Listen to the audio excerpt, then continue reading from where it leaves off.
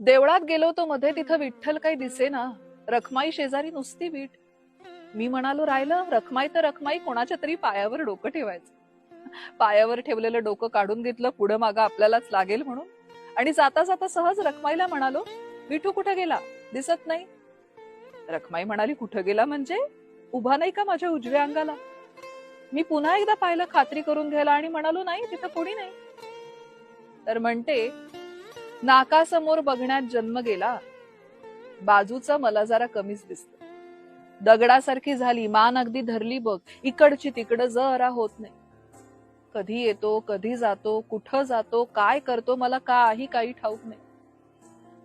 खांद्याला खांदा भिडवून नेहमी बाजूला असेल विठू, म्हणून मी पण बावळट उभी राहिले. आषाढी कार्तिकीला इतके लोक येतात नेहमी, मला कधीच कसं कोणी सांगितलं नाही. आज एकदमच मला भेटायला धावून आलं.